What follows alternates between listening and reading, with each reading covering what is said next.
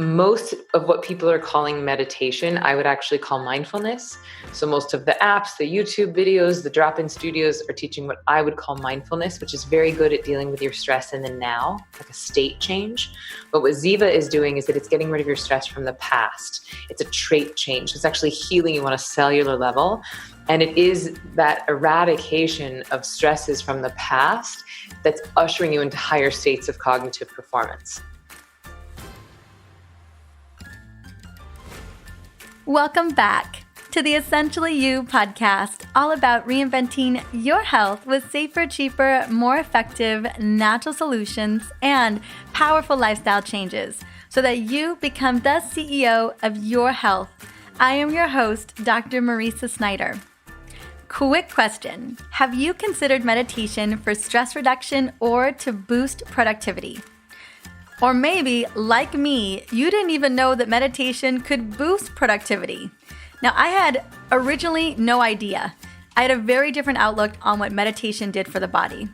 Now, if you haven't heard meditation can unlock more energy and productivity, let me share with you why considering it may be the path to your best focus, your best alertness, and productivity yet. One of the greatest benefits of meditation is the ability to become more productive by lowering stress levels in the body. And to me, that is a big time win-win. And that's why I believe that it's a non-negotiable in today's fast-paced world where we are juggling a million things at once. And yes, I know that you are juggling a million things at any given time. Now, up until last fall, 2019, I was very inconsistent with meditation. I would do it anywhere between 2 to 4 times per week, and definitely began to experience some amazing benefits over the summer last year when I was doing it close to 4 times per week. But there were definitely days where I still felt unsettled and off. And I began to notice this correlation that the days where I wasn't doing my 15 to 20 minutes of meditation were the days where I felt like my mind was scattered and I was going in too many directions. Honestly, those days I felt like I was spinning my wheels. And here's the kicker. Like many of us, I had access to amazing meditation apps. I have learned the Ziva Meditation technique with Fletcher, who is our guest today. And it was the Ziva meditation that I had been committing to those 3 to 4 times per week that were making a big difference on those days. So after recognizing this correlation, I finally realized it was time to commit fully. So in October of last year, right before our big EO Hormone Summit, which requires a lot of long nights and late nights for us, I decided to commit to a daily practice, and I am so grateful that I did, because my daily meditations have created more space and more focus for me to get so much more done, but to not feel scattered in the process. I just feel better and I'm experiencing more ease and grace. So it has become a non-negotiable for me, just like green smoothies, working out, 7 hours or more of sleep, and obviously essential oils. Those are definitely a non-negotiable. And I love using essential oils with my meditation. Honestly, that combo is more importantly the non-negotiable for me. So given my personal experience, I want to also share a couple of important facts to consider when it comes to feeling stressed and scattered. You know, we've all been there, and there's some days where we're super killing it, other days where we just feel like we're completely off our game. And as we all know, stress can absolutely not only wreak havoc on our hormone systems, but also on the way that our brain functions. When our bodies are thrown into fight or flight mode, it keeps us from performing at the top of our game. And the biggest cost here, your most valuable asset, which is time.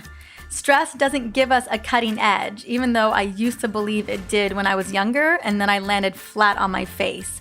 It actually wastes our energy, it causes fatigue, it creates stubborn belly fat, and even puts us into overwhelm. That is oftentimes manifesting into anxiety. And what I love is that meditation has been shown to be a powerful tool to use for reducing stress levels. And that's what I love most about Emily's teaching, is that she takes the woo-woo out of meditation and shows you how to use it to your advantage for greater productivity, which we all want a little bit more of. Before I bring Emily on today, I want to celebrate you. Every day, and more frequently every single day, I hear from new listeners who are recommended by you. One such listener is Terry Clark. She reached out to me on Facebook about a week or so ago. Here's what Terry had to say. Oh, Marisa, your focus on sugar and the liver this year has inspired me to make big changes in my diet. I honestly didn't know that diabetes was really connected to having liver issues before it became a bigger issue. And I haven't paid a lot of attention to my liver ever, and my doctor just told me I had insulin resistance.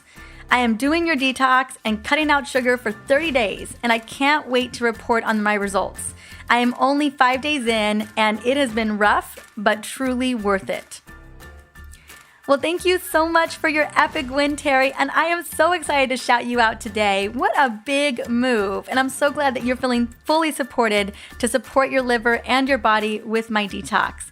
If you are listening, Terry, I would love to gift you a signed copy of the EO Hormone Solution book. I've got some awesome liver-loving recipes in there that'll help you along the way, including some craving blends. You'll also get a personal note from me, so just reach out to me on Facebook or Instagram at Dr. Marisa, and we will get it sent your way.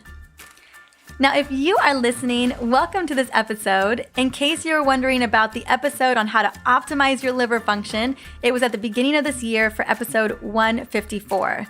Now, if you are loving any of these episodes at any time, feel free to shout me out on Instagram, Facebook, or even review this podcast on iTunes or whatever podcast platform you plug into. Getting the word out about women's hormone health, I think is so important, and I'm so grateful that you're here and that you're helping to make that possible. Now, let's jump into our amazing conversation with Emily, but before I bring her on, I want to quickly sing her praises.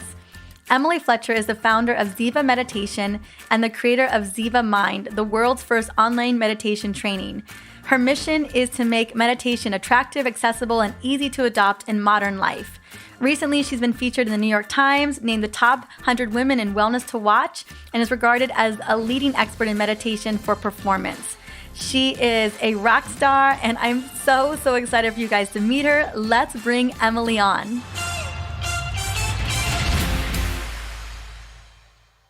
Welcome to the Essentially You podcast. Emily Fletcher, honey, how are you doing today? I am happier now that I see your beautiful face and hear your beautiful voice. Oh my goodness. I love that we just had a little mini moment to catch up before we got to jump into this beautiful interview with you. Ooh, so much going on. The last time we had you on was right when your brilliant book, Stress Less, Accomplish More, came out. And oh my gosh, what a whirlwind. And I get to see the whirlwind play out like on Instagram, on Facebook, minor catching up here and there. But I just want to hear about what has been your journey since this book literally hit the shelves, hit the stores over a year ago, and how not only it's just transformed your life, but also how it's transformed, we're talking about tens of thousands of people around the world. So thank you for asking that. I felt like we were siblings on that journey because our books came out so close to each other. And it's funny, it was me, you, Todd Herman came out a week after. And I really felt like we were siblings, like just birthing these babies into the world simultaneously. And there's such an affection and a camaraderie, I think, that is born out of that. Yeah, but it's been a wild ride. So I'd say from a selfish point of view, what was most exciting was in the 2 days after the book came out, we watched it and it was climbing up the charts on Amazon. Like we were at 187 at our book launch and we were celebrating that at the party. And then the next day I was on all these podcasts and my team was holding up signs in the background. They're like, number 18, number 12, number 10. And we're freaking out. And then we got all the way to number 7. And so that was like a pop the champagne, number 7. We were next to Michelle Obama and Marie Kondo. We were like, yes. So that felt fun. But then the less selfish side of it was, as you said, over 50,000 people have read the book so far. And to hear these reports of people, because to be honest, it was a bit of an experiment. Like when I wrote the book, I did teach a gentle version of the Ziva technique inside of it. And there aren't that many books. There's lots of books about meditation. There aren't that many books that are teaching you a technique. And it was an experiment. I didn't know if it was going to work or not. Meditation is so visceral. It's so experiential. And to do that through the written word, through that left brain state of consciousness is a bit of a challenge. And yet it turns out the experiment is working. People's sleep is better. They are stressing less. They are accomplishing more. Their sex drive is up. Their immune systems are stronger. And they're being inspired to really deepen their meditation practice. And that feels incredibly rewarding. Not that it has anything to do with me, but I feel very grateful to be a part of the catalyst, to at least make the tools accessible so people have the opportunity to raise their hand and say, yes, I am ready to commit to my own greatness. I am willing to get out of this stress that is keeping me stuck and step into my full potential. And that is a gift that I'm very grateful for. You are such a powerful facilitator, and you have opened the door for so many people to step into their beautiful life, right? That vision in which they're holding, because that's what I think about meditation is just opening the possibility for our best life, to live our best life. One of my favorite quotes that you say is, we meditate to get good at life, not to get good at meditation. And there is an important distinction, because a lot of us are caught up in thinking we have to be good at meditation. And I love your thought process around this.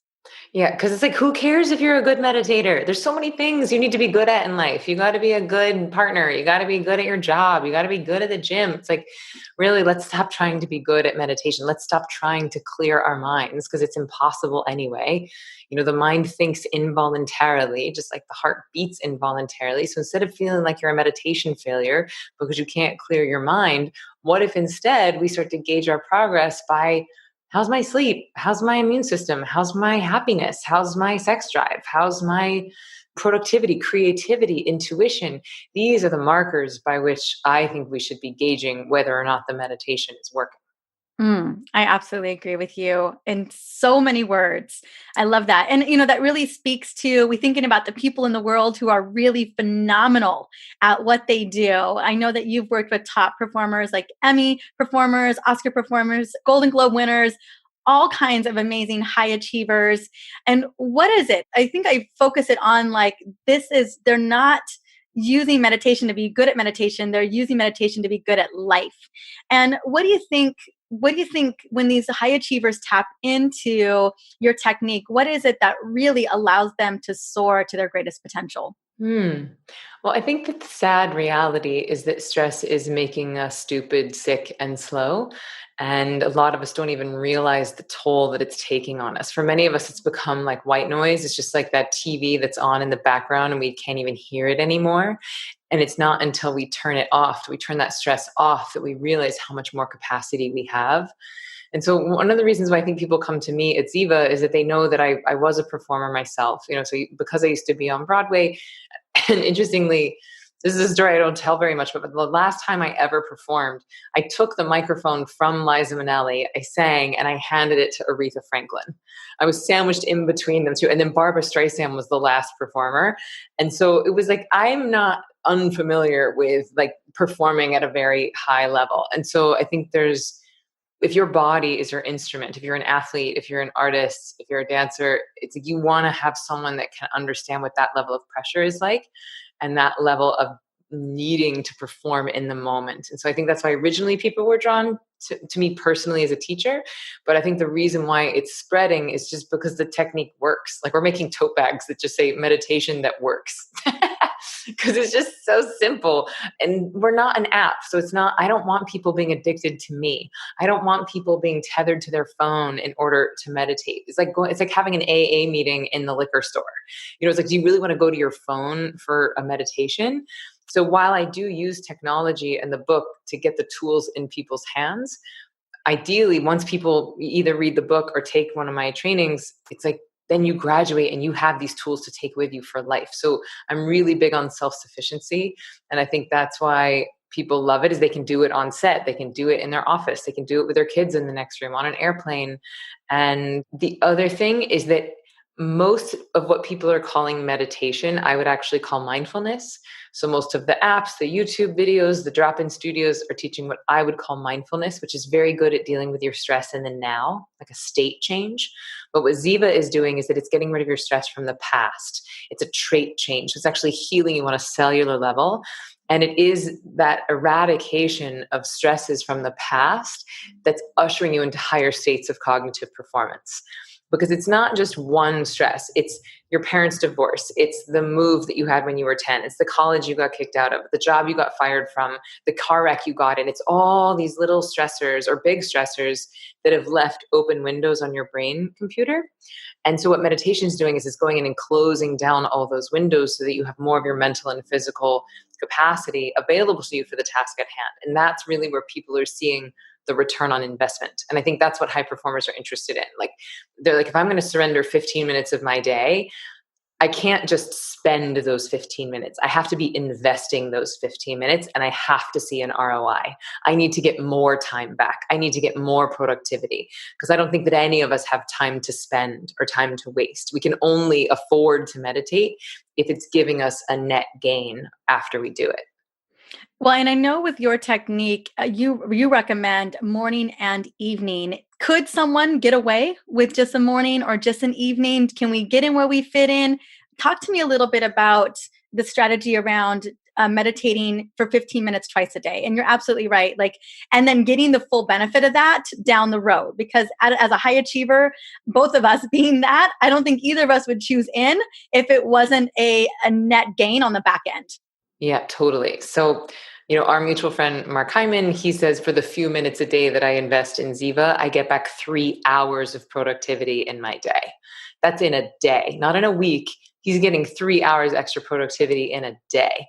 And so, yes, of course, you can meditate just once a day, and that's certainly better than no times a day. So some meditation is always better than no meditation.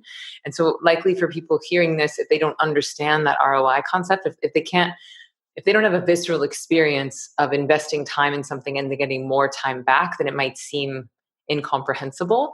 But once you start to see, just like if I bought Amazon stock 10 years ago, I would have a lot more money than I do right now. If I bought Tesla stock a year ago, I would have a lot more money than I do right now. Same thing with meditation. If you invest those few minutes in, you get a lot of time back because your sleep becomes more efficient, your decision making is sharper, your intuition is stronger, you're more creative. That stress is not making you as stupid, sick, or slow. So that gain is very real. However, if you don't have that experience yet, I could see where you'd want to negotiate. Well, can I just do it once? Can I just do it 10 minutes? Can I just do it 5 minutes? But I've taught now 20,000 people to meditate. We've done about 6,000 years of research on this stuff. So like, this is the program. This is the prescription. You're a doctor. It's like your doctor gives you a prescription for 20 milligrams twice a day. You're not going to take 50 milligrams 5 times a day or 10 milligrams once a day. You're going to take 20 milligrams twice a day. And that's what this prescription is. And so once a day kind of puts you in a maintenance program. You're picking up stress, you're burning off stress, picking up stress, burning off stress, kind of like drinking a Coke and getting on the treadmill. It's just calories in, calories out. I don't know if people drink Cokes or get on treadmills anymore, but just go with it. I did that once. When I was in high school, I drank a Coke and I looked at the can. It was like 210 calories. And then I ran on the treadmill for 20 minutes and it was 210 calories. And I was like, well, that's dumb. And so I kind of stopped doing both of those things. I mean, not all calories are created equal. However, yes. I totally understand what you're saying. Yes. I mean, I get the calories in, calories out is not a good model anymore, but I was in high school. So absolutely. 30 years ago. So anyway, once a day is a maintenance program. It's just in and out. But twice a day, it's like you're doing cardio and strength training. You really start to see you have more energy, your clothes fit better, you're stronger. Like you start to see like, oh, this is worth it. Because you're not only getting rid of all the new stresses from the day, but it's the second sitting that allows you to get rid of that backlog from the past, which is really where the cognitive advances happen. And I can see how you say if people aren't seeing that kind of tipping point for themselves, it's, we've been trained to consider it as a maintenance mode. Let's talk about somebody without meditation for just a second. I know we touched upon it just a little bit, but I just want to spend a little bit of time on, a life in which, where people are just operating in, I always say that, we go into a state of perceive stress about 50 times a day, unconscious, and our bodies are constantly just trying to regulate and manage those moments of perceived stress, those survival triggers that our stress response system goes into.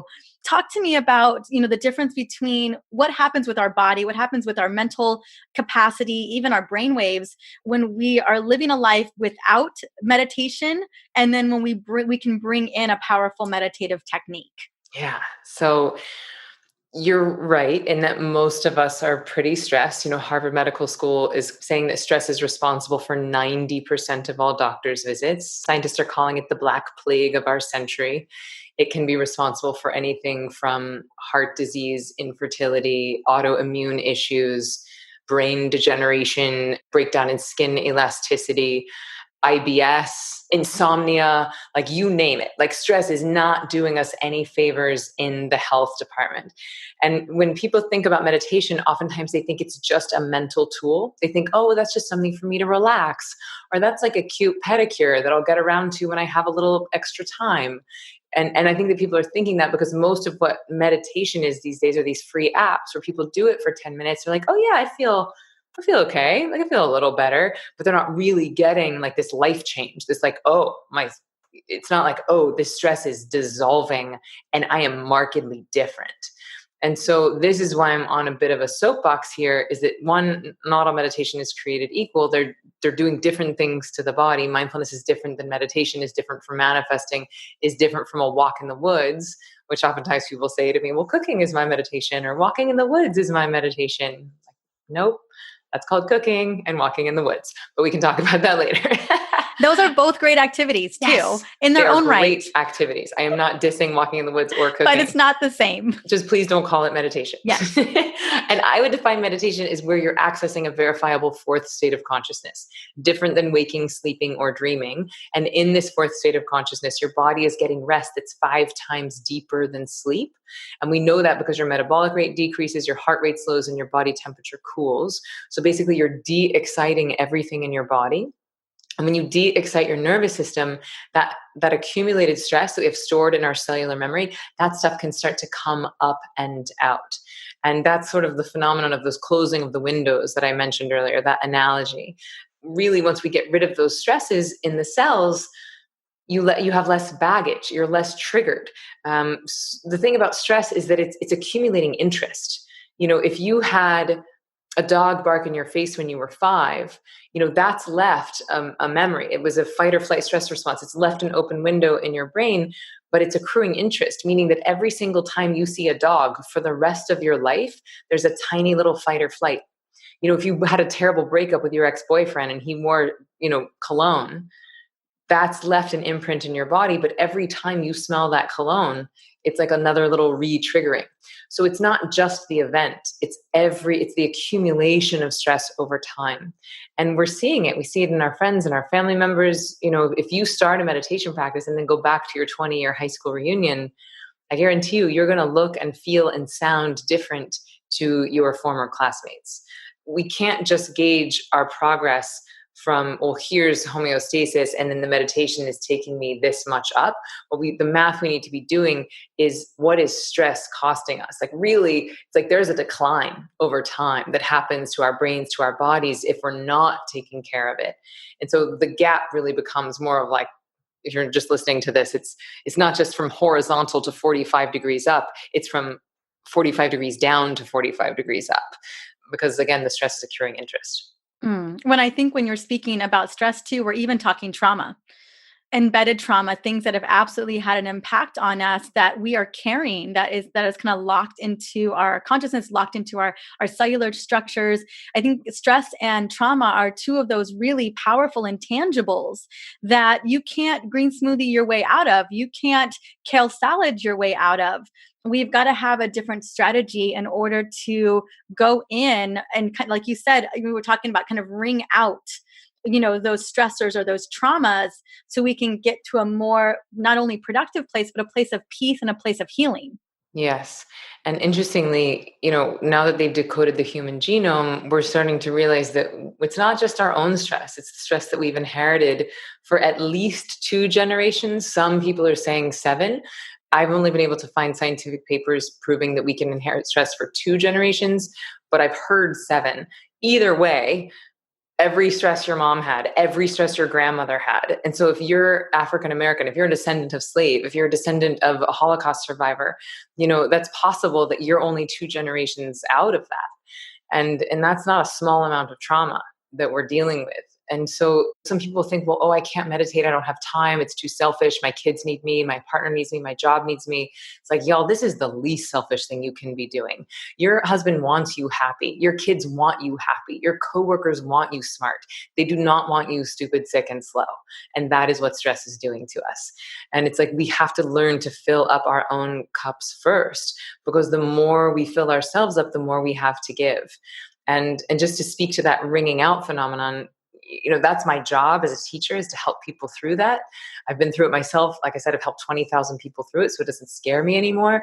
But that's also like when that catharsis happens, it's when we do need to call on our other tools: essential oils, food, massage, baths, naps, walks, therapy, coaching, anything you need to help move that stuff up. Well, no, the meditation will move it up and out.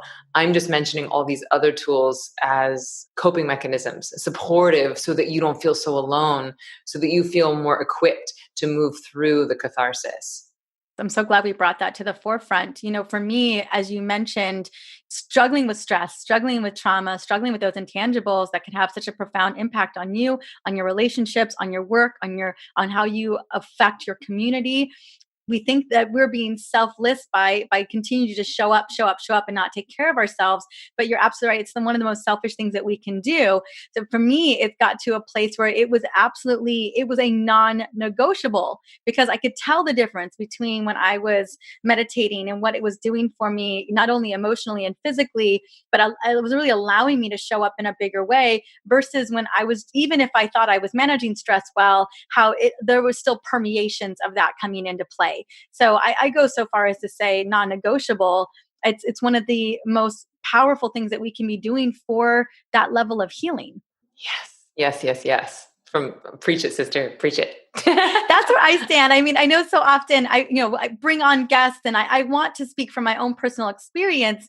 There was a time where I was like, oh, I don't have time for this, or I have these other techniques, or I have these other strategies in place, and then decided, no, this is something I need to try. I need to pursue.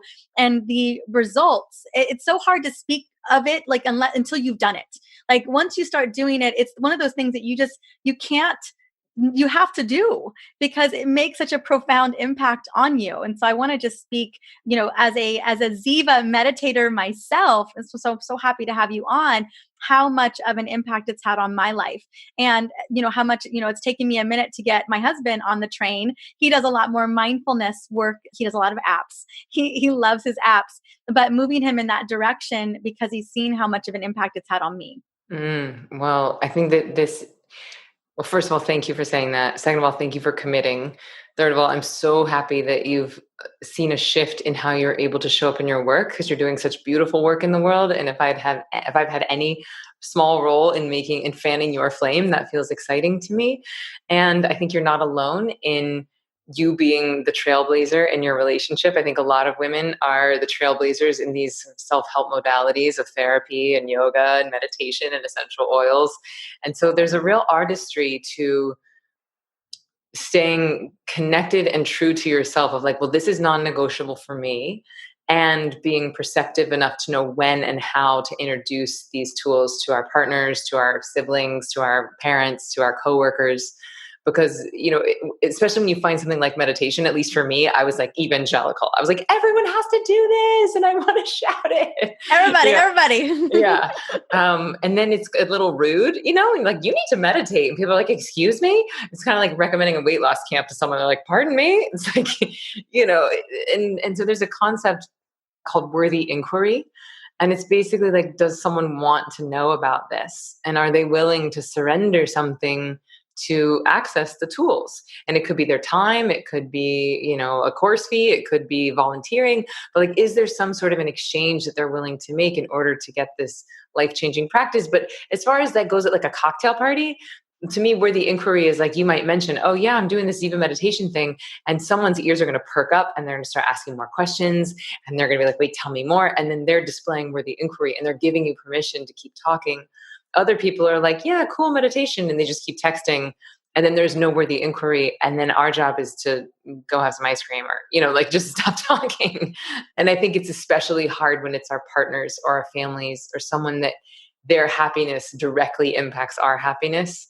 And so it's like, but just please try it. And so I feel you on this. And I wish I had more profound answers of how to, I do actually have one good piece of advice. And that is, if you want to inspire the people around you to have worthy inquiry, the best thing that we can do is just clean our own house. We just keep cleaning our own house, shining brighter and brighter. And then eventually, like you said, your husband's like, wait, what's going on here? Yeah. I want people are like, what's up with that? What you got that I don't have? Yeah. What's up with that? Do you remember that SNL sketch? Oh my God. What's up with that? I love that SNL sketch. And Jason Sudeikis in his running suit. So funny. It's one of we have binge watched those What's Up With That episodes. And I will say it out of nowhere. I'll be like, what's up with that? Alex is like, ooh, wee. And the running man. Oh, just Jason Sudeikis in a fro. So good. It's so good in the tracksuit. Yes. Oh my God. My director of operations is getting her dad a yellow, like a garnet tracksuit. The What's Up With That tracksuit. Because he's going through a really hard time and he loves that sketch. So he's getting him the tracksuit. Oh, that is so perfect. Oh my goodness. It could be like, it could be Beyonce's Ivy Park color. I just went online and it's sold out. The whole collection is sold out. Yeah, it's sold out like in the first 24 hours. Good for her. You go, Beyonce. Go, Beyonce. But you're absolutely right. I remember when I was introducing smoothies to my family, they weren't even touching it. They didn't want nothing to do with it. And so I just chip away at doing all these healthy things, and people always like kind of checking out, looking at what we're doing next. And Alex is always when it comes to nutrition, we eat the same thing. So he's always on that train. And so it's just time where Alex is finally jumping on the train. But I think you're right. You doing you cleaning your own house, you letting people know you are living your best life and kind of how you're living your best life really opens the door for another kind of conversation. Well, what are you doing where you get to live your best life? And well, this is what I'm doing. So I think the more we just chip away at those conversations, it really begins to open the door for what's possible. And, I cannot tell you how many times Ziva Meditation has been mentioned on this show, girl, on other podcasts I've been on where, it comes up and I'm like, well, the kind of technique that I use is Ziva Meditation. And so it's just and I just love how I get to kind of like, mention it here and there because it's always that right time to mention it. It's happening. We're having these conversations. Well, thank you for planting the seeds and thank you for committing. And what's two things that I want to say. One is I love planting the seeds of your work as well. As I've alluded, we're working on a kids course right now. Like we're deep in research and development for a kids course. And I'm so excited to include your previous book in there, The Smart Mom's Guide to Essential Oils. And on that same note of worthy inquiry, I interviewed my best friend yesterday. Like we interviewed a bunch of experts yesterday to contribute for a kids course. And my best friend has 3 kids and all 3 of them meditate. And she meditates around them. Like I'm a meditation teacher and I've only meditated around my son like once. I mean, he's 1.5 and I have the luxury of having a nanny. So I meditate like when she's here. So I don't normally meditate in the room with him. But my friend does not have a nanny. She's a full-time mom to 3 kids and she does meditate with her kids. And I was like, girl, yeah, I need a master class. Like I'm going to need all your tips and tricks. Please teach me. And interestingly, she said she has not once ever asked or suggested or made her kids meditate. It was all on them. It was all them coming to her and saying like, what are you doing? I want to learn. I'm interested. And that's because she was doing it around them. So she was modeling the behavior. She was allowing them to be in her sphere when she was doing, which is probably annoying AF, to meditate with like a toddler around is not fun. But then because she would just kind of, like quote unquote, suffer through like a little bit of annoyance, like eventually it became a ritual and eventually they started protecting it for her. And then they came to her with that worthy inquiry, which was one piece that was relevant to our conversation. But another thing that I want to add to that is that an interesting byproduct is that her kids started seeing her regulating her own emotions. And this is kind of speaking to like, I don't have time to meditate. I have kids and a job and whatever. But kids are narcissistic by nature. They have to be to survive. And so they think if mommy's sad, it's my fault. If daddy's angry, I did something to make daddy angry. And so if you're not regulating your own stress, if you're not managing your own emotions, then your kids can't help but take that personally and think that they've done something wrong. And what was fascinating to me is when my students started reporting, well, I'm meditating and my kids are seeing it. And they see that when I meditate, I'm happier, I'm less stressed, I have more energy. And then if I miss my meditation, I'm crankier, I'm more tired, I don't have as much energy. And so they start to police it for them. Like, Mama, you're mean. Did you meditate today? And they start to see that they're not responsible for their parents' emotions. They're like, oh, that's on you. You didn't practice the tool that you have, so it's not my fault. And I was like, wow, what a beautiful, unexpected byproduct of you meditating, even though you have kids. So I just imagine a lot of folks are listening and being like, well, I don't have time to meditate because I have kids. And it's like, look, don't let perfect be the enemy of good. Include them in your experience. Tell them that you're doing it. And then in a couple of months, stay tuned because we're going to have a kids course coming at you. I love it. Well, and I think, it's talking about leaving a legacy of what we want for our family and for our children. And clearly we want our children to be, emotionally happy. We want them to be physically and mentally balanced and really doing the big work in the world that they were put on this earth to do. And when they get to see that modeled and what's possible, many of us struggle with being able to just observe emotions or be able to let stress bounce off of us because we've been living in such a stressed state, or we've had lots of past traumas that we just haven't dealt with. And being able to bring that in, and in being able to have children see that and realize what's possible for them in helping to support their own emotions, or helping to be able to kind of ask themselves, why am I feeling this way? Like, what's going on here?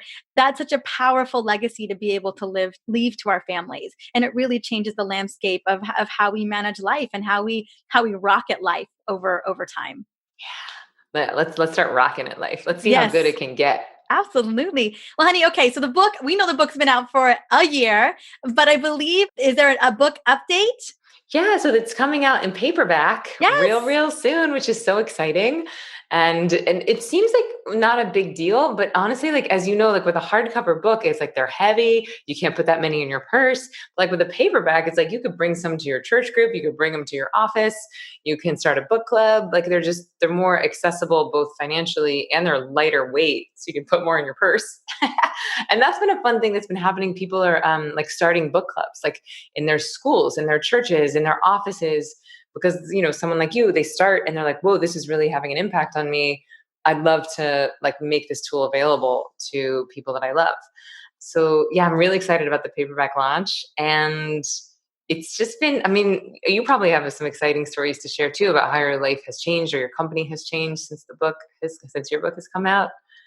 Oh my gosh, it's been such a whirlwind. It's been such an awesome experience. But I think one of my favorite things, just like you, is hearing about the book clubs or hearing about the like people doing the program together. Like, I love it when women are like, "Oh my God, this works," and all of you are doing it with me. Like, I hear that all the time. I was connecting with a reader of mine who's like, "Yeah, we're starting your 14-day program on the 15th of February because we're all doing Valentine's Day first." And this is before Valentine's Day as we were recording it, and I just loved that. And she was like, yep, I'm making so and so and so and so and so and so. And I'm sure she's not making them, but I just love that is happening. I love books like yours where there is, not only is there just an understanding, but also a way in which everyone can do it together, and get to teach it. And so I love it when people can take something and they've got that beautiful material and they're able to teach it or share it. It's so powerful. And that's why I loved your book from the get-go, because not only was there the understanding, but then kind of that cue into actually doing it. Thank you. Mm-hmm. And I read Marie Forleo released a video a couple of weeks ago, and I'm forgetting the exact number, but it's pretty high. It was like somewhere between like 28 and 48%. You're more likely to commit to something if you do it with a friend or a buddy. If you have some sort of an accountability partner, it increases your chance of success like a massive amount. And and I heard it too. I was listening to her show, and oh my goodness, I can remember that moment, and it is a high number. Accountability is everything. Whether you're touching in with your spouse or your partner, you're touching in with a best friend, that there's something to be said about. And really, I love gentle accountability and fun accountability, or even. I love when the kids are checking in with her, or you're like, I love kids where they're like, did you do your thingy thing? Did you take your supplements today? Like, kids can be also a great level of accountability for us as well. Mm-hmm. Yeah.